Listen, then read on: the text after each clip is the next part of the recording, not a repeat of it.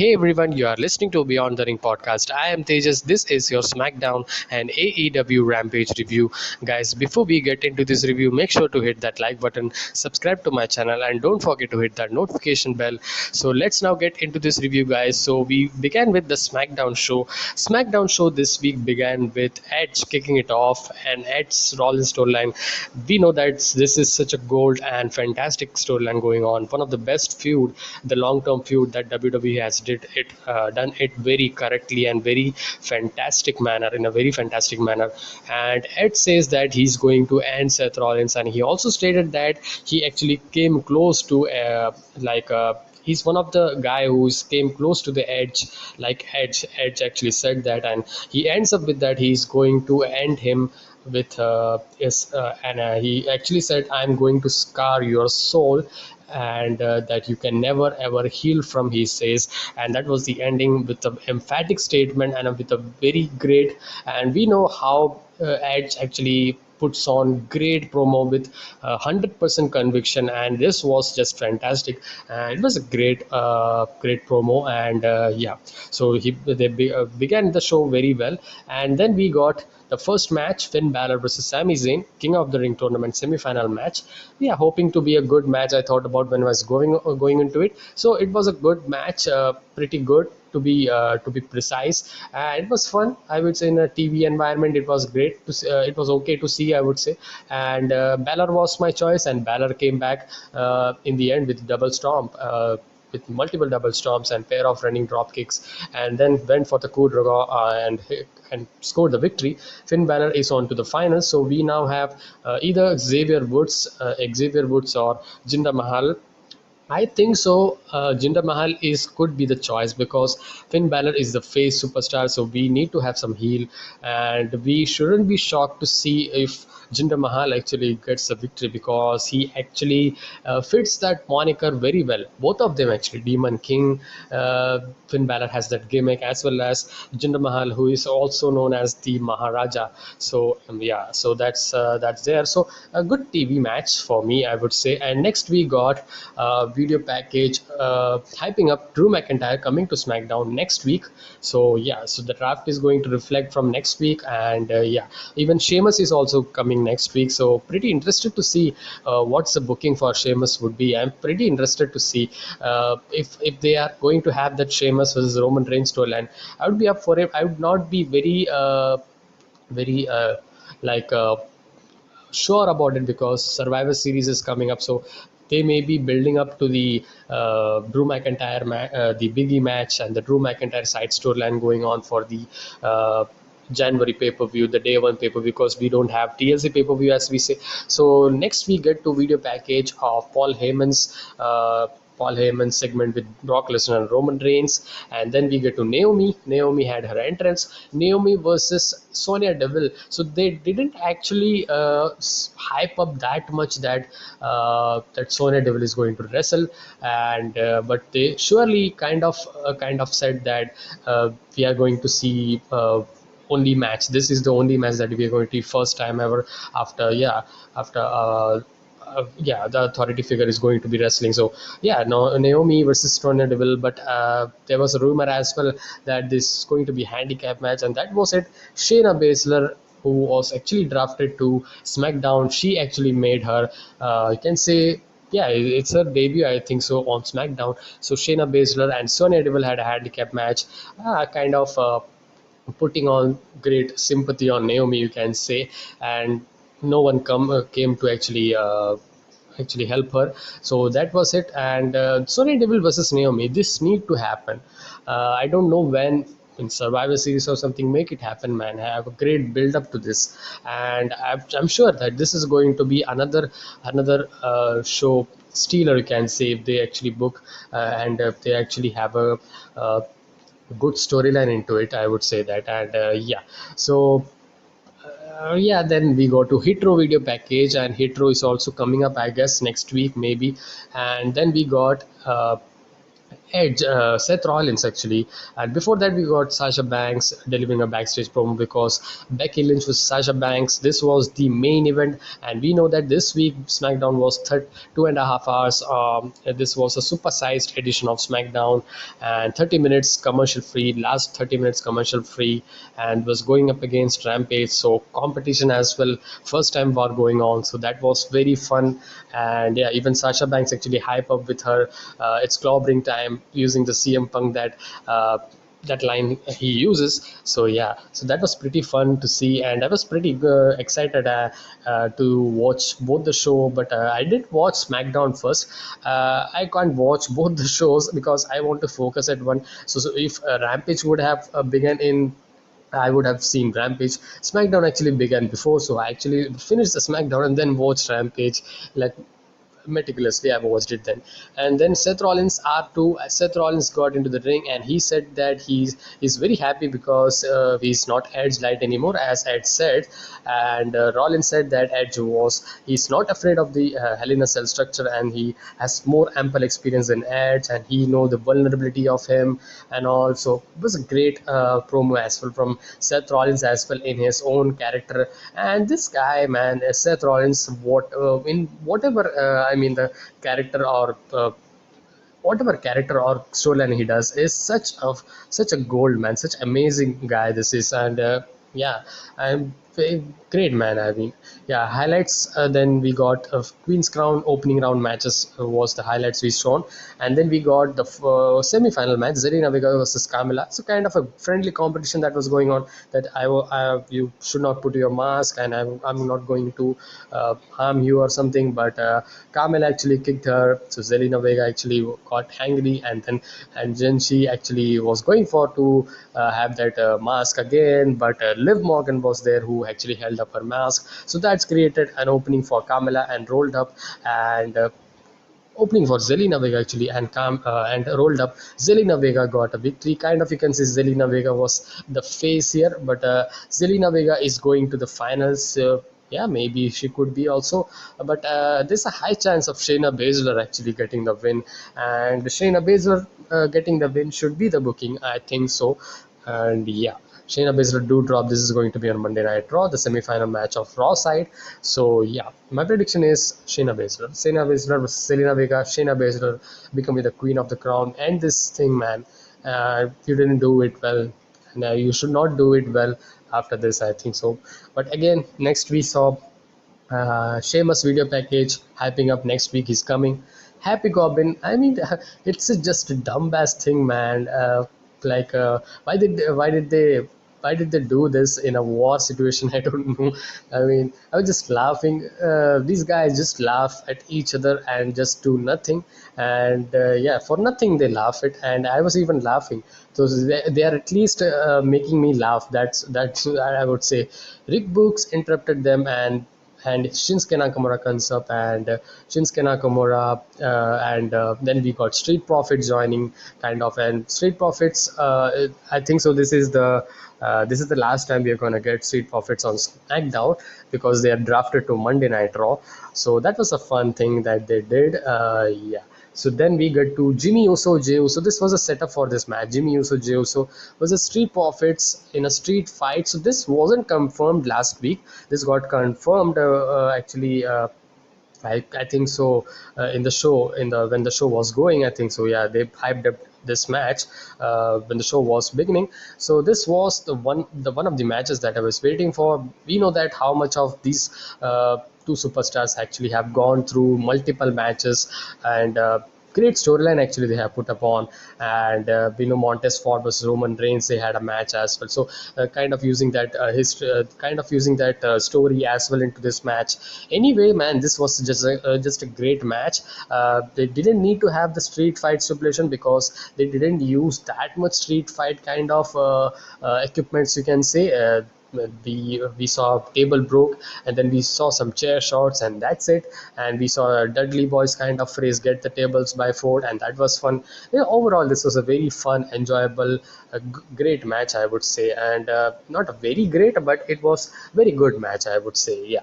So these two guys, these two don't have bad matches, you can know that. So that was a fun, very fun match, enjoyable match. We get to the 30 minutes commercial free time, the last you can say. Charlotte Flair actually also video package, also hyped up as she's returning to SmackDown, so she's also drafted. We know that, and yeah, Bianca Belair versus Charlotte Flair Raw Women's Championship match. This match is actually confirmed for Monday Night Raw, and I may be not shocked if I see Bianca Belair winning the Raw Women's title, maybe because they don't want to create a championship merging situation or something, maybe. Yeah, Charlotte Flair giving to Bianca Belair, and Bianca Belair having the moment, and kind of creating that moment again, and creating that position that she has. So she was a main event in SmackDown, so she going to Monday Night Raw. I mean, she can do that. So that would be a great booking, I would say, and that would not be bad or something, because you're dropping the title to the main event star. So I don't have any problem in that, I would say. SmackDown Women's Championship match: Becky Lynch versus Sasha Banks, non-title match, great match, back and forth. Back and forth is the word you should say. This match, this was so much fun. Bianca Belair also came up. I mean, why did he came? I don't know, but.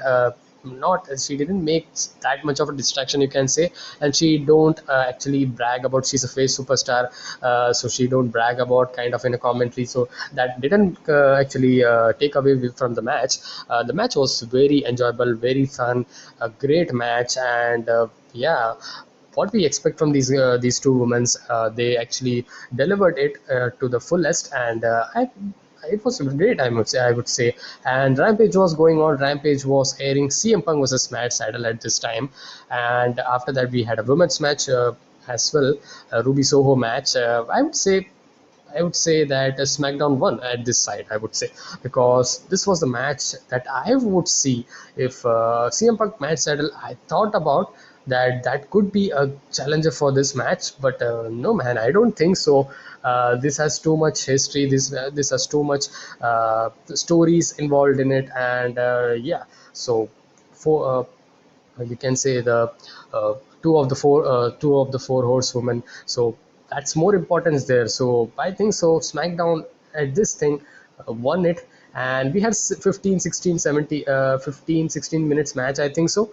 And yeah, and I think so, yeah, 17 minutes match it was. And I didn't felt like it was really really fun match, a really great match. And not a pay-per-view caliber, but a really great match. And we get to the Universal Championship: Roman Reigns and Tribal Chief and Brock Lesnar, the contract signing. That was the main event, you can say, main event hype up for the show when began with. And Adam Pearce comes up and he says that take it away all the things, and match is over actually. So he wants to, and they, even they want to have Roman Reigns long ass entrance. But then he want to get into this thing very fastly. So yeah, so they get into it, they set up the things, and Roman Reigns come up, and he actually makes his entrance. And Brock Lesnar quickly also makes his entrance. Then they have a brief face off. Brock Lesnar is sitting and having his feet onto the table, and he's just relaxing, and he just signs. And Reigns asks, "Are you dumb ass?" And he literally asked this, that you didn't see your contract. And Lesnar said that I already seen this contract, because I and my advocate Paul Heyman actually read this. And yeah, so, and he just go out of the ring, and just into a cliffhanger situation. Roman Reigns is stunned to see, and very surprising to see that what's happening here. And this is the main cliffhanger, this is the main question that actually they leave the show. And they really did a great job in that, I would say. This is the manner that you should close the show. You cannot close the show every you can say, but they did this in a go home show to a pay per view. And that is not very, that has a great pay per view card, but not a very you can say very obvious kind of you can say that who is gonna win or something. But they created a great lot of hype to this match and to this show, and they really end this show very well. Question mark that who who is going to be whose side is going to be Paul Heyman on. That's the main question. And yeah, so yeah, they really did a great job. Overall, a really good show for me. And yeah, and we get to Rampage next. Rampage this week began with first match. The pre-show buy-in was on the YouTube, so they began on 9 p.m. Eastern. Tay Conti versus Santana Garrett. So this was an okay match. I didn't thought about they should have begun this match with. They shouldn't have been, but this was an okay match. Santana Garrett isn't. You can say she needs some time. She's not that TV ready. You can. I think I thought about, but okay, literally okay, okay match. I would say it didn't take a lot of time, and we get to the next match. Bobby Fish was a Lee Moriarty, and good match. I would say that good work by Lee Moriarty's technical wrestling was good here. Bobby Fish, martial art kicks and strikes. That was the Bobby Fish advantage there, where Lee Moriarty actually was holding on to the body parts and just mangling around it and just having a good slow mat wrestling kind of match, you can say. Good match, not at the level of the first Bobby Fish match that they had, I think so. Yeah, I think so, with the Adam Cole Bobby Fish match, not at that level. And yeah, and next we get to Brian Danielson versus Minoru Suzuki, match of the night. If the match of the night from SmackDown was Becky Lynch versus Sasha Banks, Brian Danielson versus Minoru Suzuki is the match of the night. For me, I would say this was on YouTube. They should have done this in TV, man, because this was, I mean, nothing wrong in doing YouTube, because yeah, viewership also would be high on YouTube as well. I know that, but Brandon Minoru Suzuki, this was such a very fun match. If you want to actually have a defined fun match, this is a match, man. This was such a brawl kind of match, very fun, very enjoyable, and a lot of unpredictability moment. And Minoru Suzuki is not the one who actually have a kind of a laid out kind of match where he lays off the structure of the match. He's very unorthodox in his style, and he just puts on kind of a you can say kind of a Ric Flair match, because his aura is so much great, man. And Brian Danielson and Minoru Suzuki, they had their first match way before, I mean 2004, so they had their history as well in this. But this was such a great to watch through, chopping, punching, kicking. It was such a nice to watch through. I mean, great match. I really loved this match, and nothing to say about. Yeah, 20 minutes just flew by, I would say that. We get to the next match, CM Punk versus Matt Sydal. I was also pretty excited for this, because this had also has his history, and Matt Sydal, he wrestles very good, and his high flying abilities is very a treat to watch it. But I don't know, this came around to be a pretty good match for me. For me, I would say this was a pretty good match, and the CM Punk's match.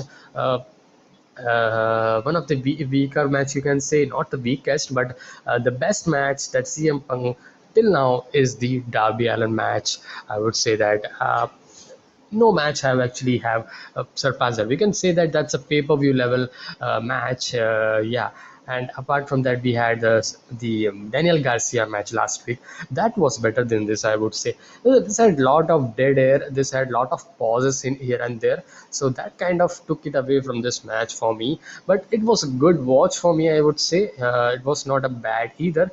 A good match, to be precise, for me. And we go to the next match, Ruby Soho versus the Bunny. So they are not in the competition phase anymore, because it's the last 30 minutes, 10:30, I think so. Ruby Soho versus the Bunny, and this was such an it's just an okay match, just to have a momentum for Ruby Soho.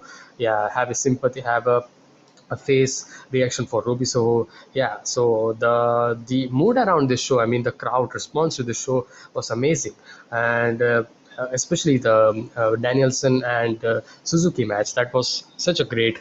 And yeah, next we get to the main event, Chris Jericho, Sammy Guevara, Jake Hager, Inner Circle versus Junior Dos Santos, Scorpio Sky, Ethan Page, American Top Team. I was pretty excited for this, because this is another faction versus faction match kind of. Yeah, so they created a good storyline for this, and MMA style versus the wrestling.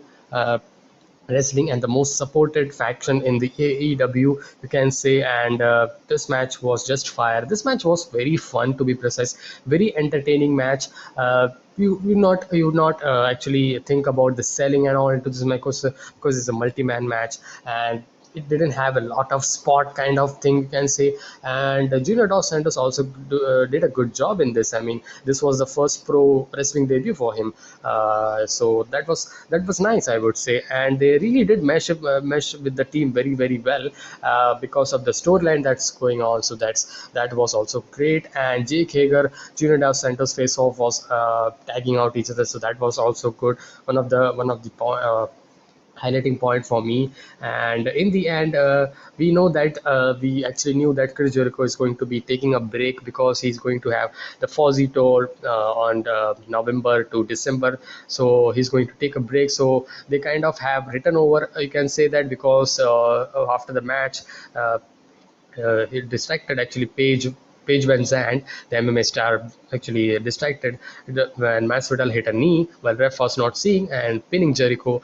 After the match, American Top Team was just brutally attacking Jericho, and then after that, sometime, you can say, Santana notice comes up, the inner circle members. So that was good, a good way to end the show. I would say this was a enjoyable show, overall enjoyable Rampage episode, not the great episode, not a great episode of Rampage, because there was a lot of okay stuff, such as the Ruby Soho match, and the CM Punk Matt Seidel match wasn't that much great. It was a good match. The match that stood for, and especially the Take On team match was also great. So whole over, I would say that the match that stood was Bryan Danielson versus Minoru Suzuki. Go watch this, guys. You don't need any subscription or something, or you need to find into the YouTube and you just get it. That's it, man. And yeah, overall, I would say this was a enjoyable weekend of wrestling, you can say. And yeah, I literally enjoyed both SmackDown and Rampage. And for me, I would say that SmackDown was a better show than Rampage. And because even though the title change isn't going to be taking place, or something, they had a title match in the SmackDown, and they had one hell of a women's match, one hell of a women's main event. And the contract signing segment was also good enough, and the cliffhanger that they provided, and end the show very very well, I would say. And the less, I mean, the King of the Ring, that was also not very bad. The only bad thing was the that Corbin stuff. That was it. That was it, I would say. Where Rampage should have actually have some stars, I would say. They could have bring Kenny Omega some kind of match or something. Adam Cole they could have bring about, but they didn't do it, and it just feel like that kind of you can say that furthering kind of storyline, just developing, yeah, is some kind of, you can, sometimes it feels like that. Overall, it was an enjoyable weekend for me. And that's it, guys. I hope to see your thoughts as well on this week's Dynamite and SmackDown in the comment section below, and I'll see you guys in the next one. Until then, be safe, stay energetic, and peace.